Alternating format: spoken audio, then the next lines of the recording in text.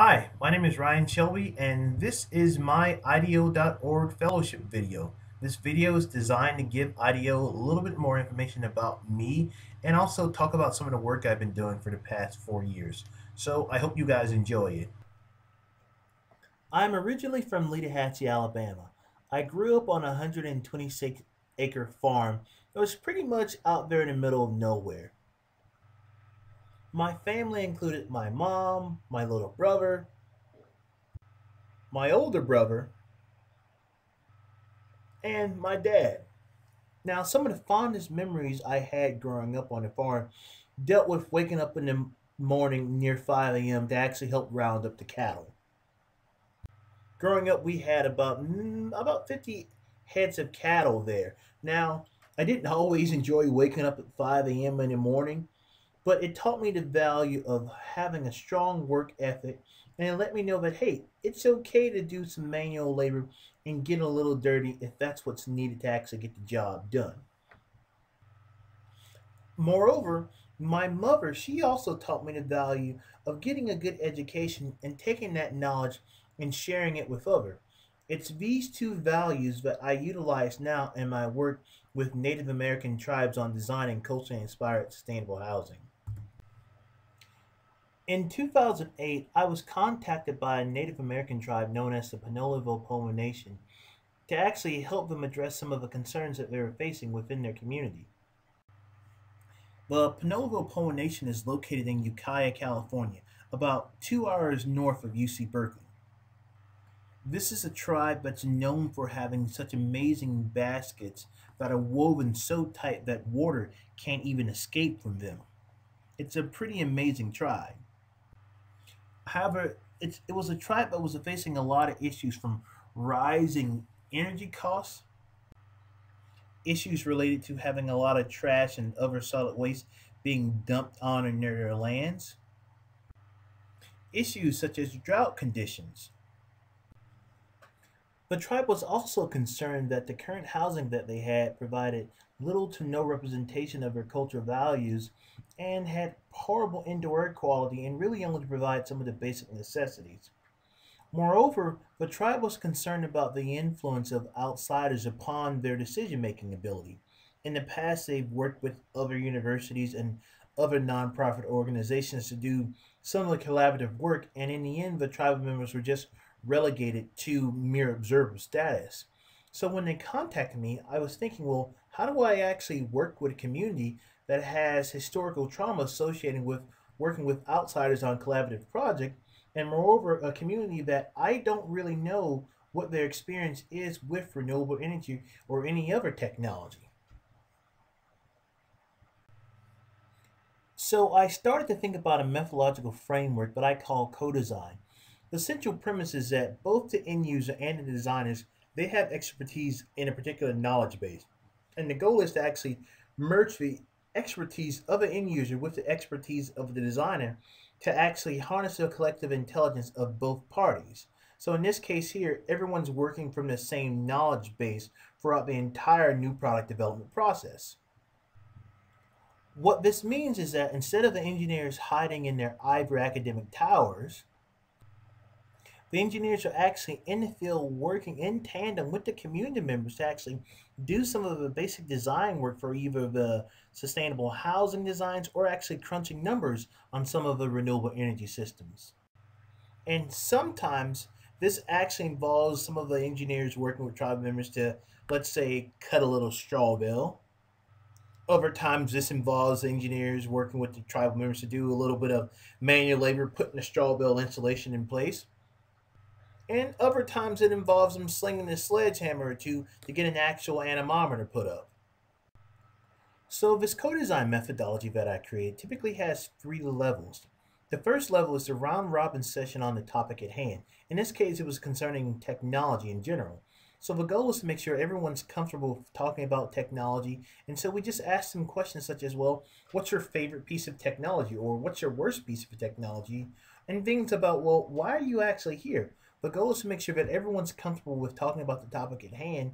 And it also gives people a chance to dig a little deeper and explain, well, what are they interested in actually getting out of this entire session. The next part of these co-design innovation workshops involve split user needs assessments. When we initially came to the Pinoleville Pomo Nation, we thought it was just one big homogeneous block. But once we got on the ground, we realized that it's not that there are actually three different sub-end user groups there.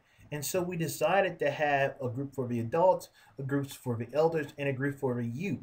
And we let the community members self-select which groups that they actually felt they belonged to. And in these groups, we, the Berkeley students, just acted as facilitators, and we just asked them basic questions. Well, what are some of your concerns? Or what are your principal needs in the communities? Or where do you think the tribe should invest most of their time? And at the end of these sessions, we had the community members go around and vote on what they felt were the most important needs for the community as a whole.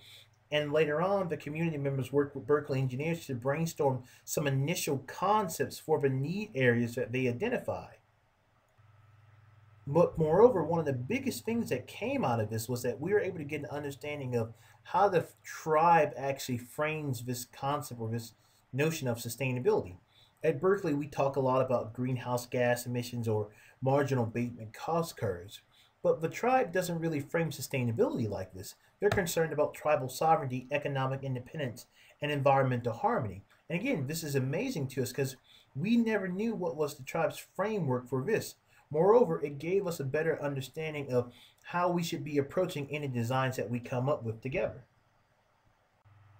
For instance, some designs included solar energy, wind energy, some green roofs, and some ground source heat pumps. And again, this was amazing to us because we didn't know which technologies the tribes felt were most useful to them and would actually meet their needs. And this is the prototype that we ended up creating after the first initial meeting in 2008. In 2009, we decided to go back to the Pinoleville Pomo Nation and take that initial design that we created together and actually refine it a bit more to a level that the tribe could actually turn it into blueprints for construction. So again, we followed the same premise of this co-design methodology. So you still had engineers working with the tribal members to actually do some of the initial layout and design for the housing. We had tribal members really crunch some numbers and really try to figure out, well, if we're going to actually have a home that has these circular walls to them, well, what's going to be the loading force on that? And can it withstand some of California's famous earthquakes? And in 2010, we were actually able to take all of these refinements and turn it into a more high fidelity prototype. This is the prototype that we utilized to actually go secure funding from the Department of Energy and HUD to actually build. So we decided to keep some of the same basic features of natural daylighting, other features such as roundness, because that's one of the cultural values that the tribe has, since evil spirits tend to hide in round corners. And its design, all the interior walls, there are no right angles in there. We also incorporated some of the other key features of having natural materials such as straw bale as the actual insulation material. And again, we're still utilizing some of the photovoltaic systems and actual natural daylighting that the tribe requested. In 2011, we actually began construction on the homes right now in Ukiah. So we've got the foundation already poured. We've actually started putting some of the walls up in the homes right now. The tribe is actually shaping the walls so you can still see some of the roundness that was a key requirement in any sustainable housing design. We moved on to actually getting the roof in place and actually start installing the straw bale in the walls to serve as our insulation materials. And moreover, we've actually begun plastering of the two homes right now. And we're actually on schedule to finish the plastering of these homes by the end of January. Our goal is to actually have all of these first initial sustainable housing done by the end of March, and we'd like to have people start moving in early April, because our next phase is to actually start working on doing a lot of demand response monitoring and really seeing if we're going to achieve the energy and water savings that we initially designed into these homes. So overall, I hope you enjoyed this presentation. I hope it's giving you a little bit more information about the work that I do and the work that my other team members at UC Berkeley and the Pinoleville Pomo Nation perform with me. So thanks for viewing this video. I hope it was helpful.